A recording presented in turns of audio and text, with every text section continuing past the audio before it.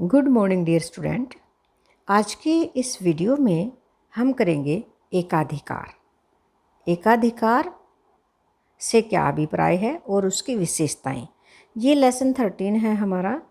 और गैर प्रतियोगी बाजार। देखो बच्चों, इससे पहले हमने पूर्ण प्रतियोगिता बाजार किया था, जिसमें पूर्ण रूप से प्रतियोगिता होती है, लेकिन ये है गैर प्रतियोगी, जिसमें कोई प्रतियोगिता नहीं होती है। तो यहाँ पर हम केवल आज एकाधिकार और उसकी विशेषताएं करेंगे, जबकि गैर प्रतियोगी बाजार में एकाधिकार भी होता है और एकाधिकारी प्रतियोगिता भी होती है और अल्पाधिकार भी होता है, द्वयाधिकार भी होता है। लेकिन आज की इस वीडियो में हम केवल एकाधिकार क्या है और इसकी विशेषताएं क्या है, इनके ऊपर फोकस करेंगे। तो देखो बच्चों, एकाधिकार एकाधिकार जो है उसको इंग्लिश में मोनोपोली बोलते हैं। मोनोपोली मोनोपोली दो शब्दों के मेल से बना है, मोनो जमा पोली। मोनो का अर्थ होता है सिंगल अर्थात एक, और पोली का अर्थ होता है कंट्रोल नियंत्रण, यानी कि एक का ही नियंत्रण हो, एक ही विक्रेता हो, एक ही उत्पादक हो। आप यहाँ पर देखेंगे कि एकाधिकार बाजार की वह स्थिति है जिसमें किसी वस्तु या सेवा का केवल एक ही उत्पादक होता है तथा उस वस्तु का कोई एक निकटतम प्रतिस्थापन नहीं होता। कोई भी क्लोज सब्स्टिट्यूट उसका नहीं होता। There are no close substitute. Okay, next है इसका एग्जाम्पल। बच्चों, एग्जाम्पल जो है इसका वो है रेलवे या बिजली बोर्ड।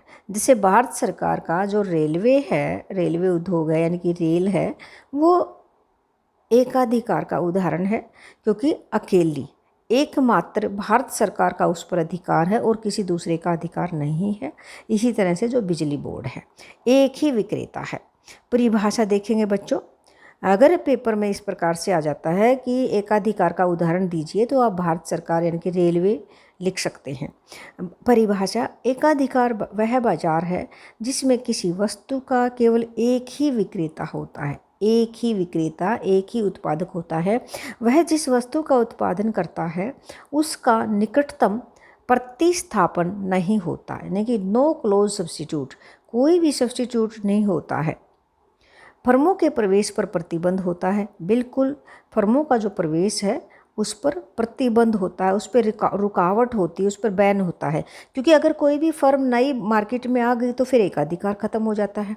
इसीलिए फर्म, जो कोई भी फर्म है वो अकेली होती है बाजार में, और उसी को उद्योग बोलते हैं। अब इसकी विशेषताएं हम करेंगे, एकाधिकार की विशेषताएं। देखो बच्चों, फीचर्स ऑफ मोनोपोली। पहली विशेषता है एक विक्रेता, ओनली वन सेलर, यानी कि single seller and many buyer, यानी कि एक विक्रेता तथा अधिक क्रेता। एकाधिकार में एक ही फर्म होती है, एक ही, ओनली वन फर्म, परंतु वस्तु के क्रेता जो बायर हैं वो काफ़ी संख्या में होते हैं। इसलिए वस्तु की कीमत को कोई क्रेता प्रभावित नहीं कर सकता है, क्योंकि बेचने वाला एक होता है। ऐसा नहीं है जैसा पूर्ण प्रतियोगिता में क्या होता है कि क्रेता वस्तु की कीमत को प्रभावित कर सकते हैं, वे किसी दूसरे के पास जा सकते हैं। क्योंकि पूर्ण प्रतियोगिता में इससे पहले हमने देखा था कि उसमें मैनी सेलर मैनी बायर, बहुत से विक्रेता और बहुत सारे क्रेता होते हैं। लेकिन एकाधिकार में केवल एक ही विक्रेता होता है और अधिक क्रेता होते हैं। बेचने वालों में डिफरेंस है। देखो, वहाँ पर बहुत सारे बेचने वाले होते हैं, बहुत सारे विक्रेता होते हैं पूर्ण प्रतियोगिता में, लेकिन यहाँ पर केवल एक विक्रेता होता है। नेक्स्ट जो इसकी विशेषता है वो आप देखेंगे, एकाधिकारी फर्म ही उद्योग है।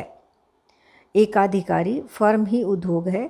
एकाधिकारी स्थिति में केवल एक ही फर्म होती है, अतः वही उद्योग होती है। फर्म और उद्योग में अंतर नहीं होता है, क्योंकि जब एक ही है बेचने वाला और उद्योग भी वही है और फर्म भी वही है। क्योंकि देखो, बहुत सारी फर्मों के समूह को हम उद्योग बोलते हैं। जब एक ही फर्म होगी तो उद्योग भी वही होगा, तो इनका डिफरेंस खत्म हो जाता है, एक फर्म का और उद्योग का। नेक्स्ट है नई फर्मों के प्रवेश पर बाधाएं। नई जो फर्म है वो आ ही नहीं सकती, क्योंकि जब बेचने वाला एक ही होगा तो अलग से नई फर्म नहीं आएगी। अगर नई फर्म आ गई तो एकाधिकार खत्म हो जाता है, तो इसलिए कोई भी नई फर्म प्रवेश नहीं कर सकती है एकाधिकार में। एकाधिकार उद्योग में नई फर्मों के प्रवेश पर कुछ बाधाएं या प्रतिबंध होते हैं, जैसे पेटेंट राइट्स एट्सेट्रा, यानी कि पेटेंट जो अधिकार है वो बीच में आ जाता है, तो इसलिए जो पेटेंट राइट है वो इसमें आ जाता है। नेक्स्ट है निकटतम स्थानापन्न का अभाव। देखो बच्चों, यहाँ पर जो क्लोज सब्स्टिट्यूट है वो नहीं होता है। एकाधिकार फर्म ऐसी वस्तु का उत्पादन कर रही है जिसका कोई स्थानापन्न नहीं होता है। There is no close substitute. Okay, तो यहाँ पर कोई भी ऐसी वस्तु नहीं है जो उसके स्थान पर प्रयोग की जा सके हैं। जैसे देखो बच्चों, स्थानापन्न वस्तुएं कौन सी होती हैं जो एक दूसरे के स्थान पर प्रयोग की जाती हैं, जैसे हेयर ऑयल है, जिनकी भी एडवर्टाइजमेंट आती है आप देखते हैं कि बहुत टाइप के, जैसे नारियल तेल है, जैसे आंवले का तेल है, सिकाकाई तेल है, इनके अलग अलग हेयर ऑयल जो है वो बाज़ार में आते हैं, तो वो एक दूसरे के सब्स्टिट्यूट हैं, स्थानापन्न हैं। इसी तरह से जैसे नहाने के साबुन हैं, जैसे डिटोल साबुन है, लक्स साबुन है, हमाम साबुन है, लाइफ बॉय साबुन है, तो ये एक दूसरे के क्या है, सब्स्टिट्यूट है, स्थानापन्न है। इसी तरह से टूथपेस्ट देखते हैं हम, टूथपेस्ट भी बहुत प्रकार के मार्केट में उपलब्ध होते हैं, जैसे कोलगेट है, पेप्सोडेंट है, तो अलग अलग टूथपेस्ट हैं, तो वो एक दूसरे के स्थानापन्न हैं। लेकिन एकाधिकार में इस तरह से कोई स्थानापन्न नहीं है। नेक्स्ट जो विशेषता है पांचवी, वो है कीमत नियंत्रण।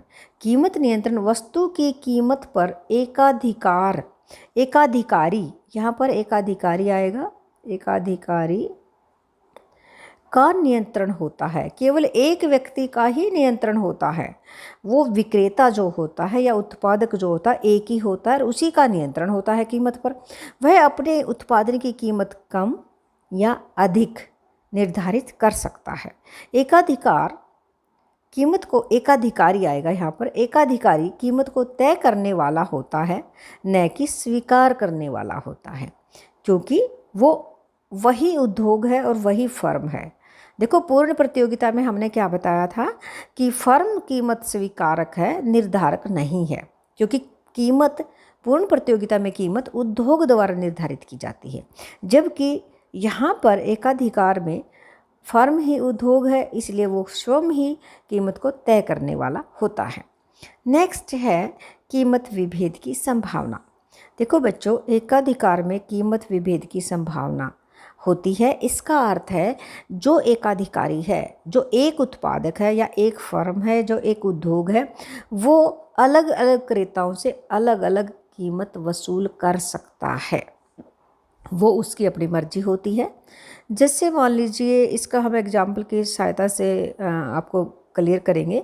देखो, मान लीजिए कोई एक शहर है और एक सिटी है, और उस सिटी में केवल एक ही डॉक्टर है, वो फेमस है, और अगर उस डॉक्टर के पास कोई गरीब व्यक्ति या बुजुर्ग व्यक्ति दवाई लेने जाता है तो उससे वो फीस कम ले सकता है और अमीर व्यक्ति से वो ज़्यादा फीस वसूल कर सकता है, तो कीमत विभेद की संभावना हो सकती है।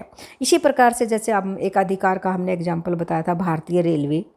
भारतीय रेलवे में जो सीनियर सिटीजन हैं उनकी टिकट नहीं लगती, या लगती भी है तो बहुत कम लगती है, जबकि जो सीनियर सिटीजन नहीं है उनकी टिकट ज़्यादा लगती है। तो ये भी कीमत विभेद की स्थिति हो गई, क्योंकि यहाँ पर अलग अलग व्यक्ति से अलग अलग कीमत ली जा सकती है। इसी को बोलते हैं कीमत विभेद की संभावना। इसको इंग्लिश में बोलते हैं प्राइस डिस्क्रिमिनेशन।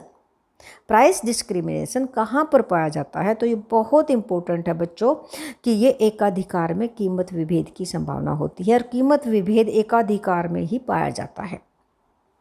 देखो बच्चों, दो प्रकार के क्वेश्चन आते हैं बहुत इंपॉर्टेंट। वो क्या है? कीमत विभेद कहाँ पर पाया जाता है? आपने उत्तर देना है एकाधिकार में। अगर वस्तु विभेद आ जाए तो वो एकाधिकारी प्रतियोगिता में होता है। ओके, तो अब इसको हम क्लियर करते हैं। एकाधिकार की स्थिति में कीमत विभेद की स्थिति हो सकती है। वह एक वस्तु को विभिन्न क्रेताओं को अलग अलग कीमतों पर बेच सकता है। नेक्स्ट है विभिन्न औसत आगम और सीमांत आगम वक्र। देखो बच्चों, ये डिफरेंट हैं।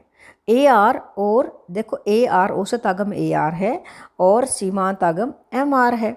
देखो हमने पूर्ण प्रतियोगिता में समझाया था कि ये दोनों बराबर होते हैं, लेकिन यहाँ पर एकाधिकार में बराबर नहीं होते। देखो बच्चों, पूर्ण प्रतियोगिता में ये दोनों ही बराबर थे, जैसे AR=MR, जबकि एकाधिकार में ये बराबर नहीं है, विभिन्न है, जैसा कि नेक्स्ट पेज पर चित्र में दिखाया गया है। आप यहाँ पर देखेंगे, एकाधिकार में औसत आगम वक्र और सीमांत आगम वक्र अलग अलग होते हैं, जैसा कि आप यहाँ पर देख रहे हैं। ये देखो AR, यहाँ पर आपने देखा ये X एक्सिस है और ये AR है, इसको हम बोलेंगे AR, और MR इसके नीचे है। MR बनाने का तरीका मैं आपको बता देती हूँ। यहाँ पर एक लाइन ड्रॉ कीजिए, बिल्कुल बीच में निशान लगाइए और इस प्रकार से, तो ये क्या है MR। MR हमेशा AR के नीचे होता है एकाधिकार में, ओके, जबकि पूर्ण प्रतियोगिता में दोनों बराबर होते हैं। तो देखो बच्चों, ये था एकाधिकार में। यहाँ पर हम आउटपुट, आप देख रहे हैं आउटपुट है इकाइयों में, और यहाँ पर रेवेन्यू है, आगम है।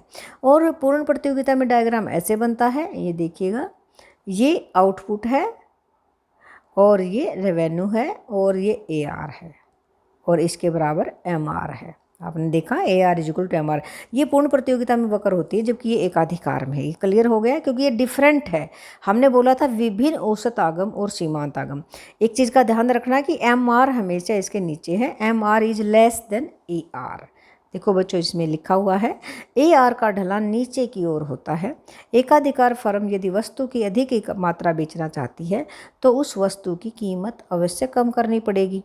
AR गिरता है तो MR भी गिरता है, और यहाँ पर बताया गया है MR=AR। देखो बच्चों, इसका मतलब ये है, अब मैं दोबारा से यहाँ पर बना कर दिखाती हूँ। ये देखिएगा, ये क्या है AR एवरेज रेवेन्यू, औसत आगम, इसको कीमत भी हम बोलते हैं, कीमत के बराबर होता है। अब MR हम ऐसे बनाएंगे, ये MR है। अब इन्होंने ये बताया है कि MR=AR।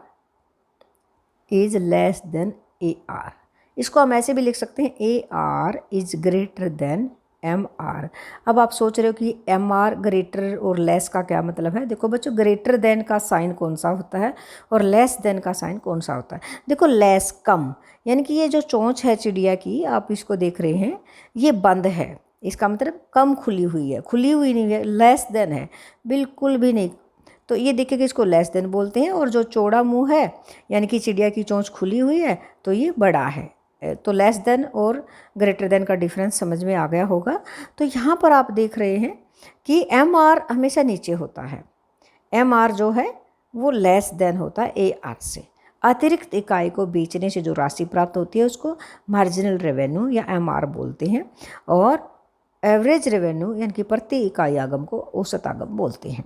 तो ये क्लियर हो गया बच्चों, MR AR के नीचे होता है। अब आप क्वेश्चन था हमारा कि अगर ज़्यादा, देखो यहाँ पर मान लीजिए कीमत है, ये P है, और कोई भी उपभोक्ता है वो X इकाई को बेच रहा है, उत्पादक, कोई भी उत्पादक है X तक बेच रहा है।